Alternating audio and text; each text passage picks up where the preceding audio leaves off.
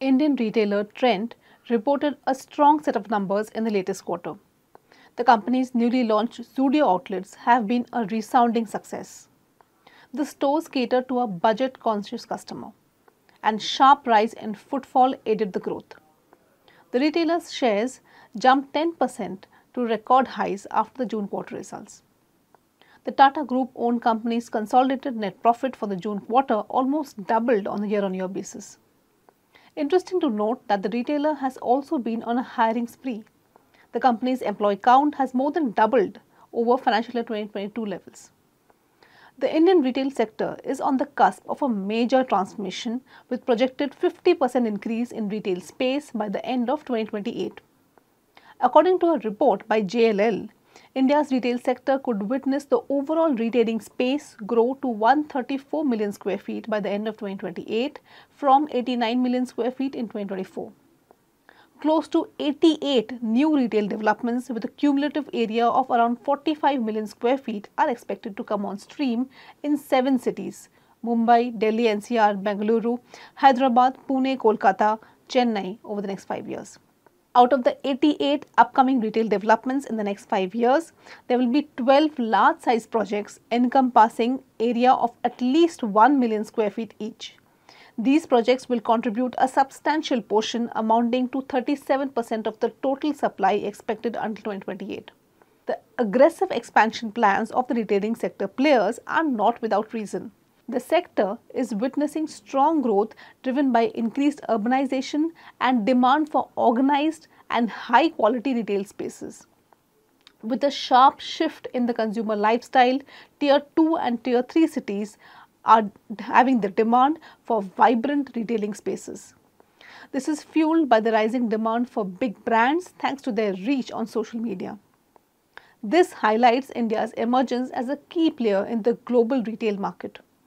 According to BCG, the retailing space of electronics, fashion, grocery, jewelry and quick service restaurants or QSR are expected to witness the biggest growth in the coming decade.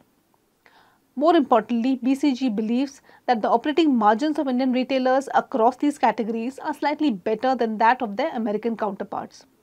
With a hybrid model, that is online plus offline, most of the Indian retailers in India have made inroads into the hinterlands without losing their market share in the metros.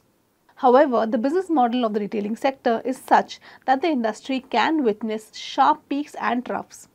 A retailer typically makes money by earning a margin on the merchandise it procures and sells to the end consumer.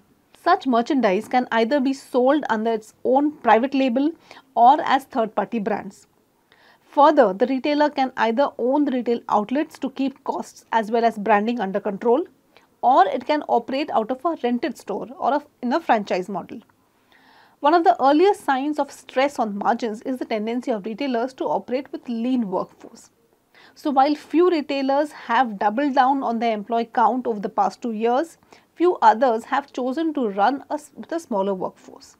According to Economic Times, as many as 12 listed lifestyle, grocery retailers and quick service restaurants have cut their workforce by around 26,000 in the last 2 financial years as they slowed down store expansion.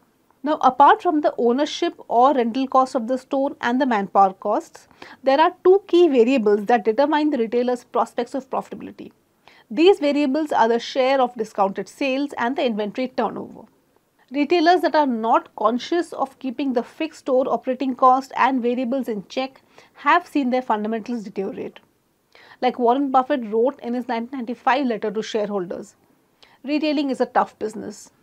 During my investment career, I have watched a large number of retailers enjoy terrific growth and superb returns on equity for a period, and then suddenly nosedive, often all the way into bankruptcy. This shooting star phenomenon is far more common in retailing than it is in manufacturing or service businesses. In part, this is because a retailer may stay smart day after day. Your competitor is always copying and then topping whatever you do. Shoppers are meanwhile beckoned in every conceivable way to try a stream of new merchants. In retailing, to coast is to fail." Nevertheless, the valuations of most retailing stocks in India continue to display a gravity-defying act for now. In the cases of Trent, Jubilant Foodworks and Avenue Supermart in particular, current valuations seem to factor in an unrealistic pace of growth.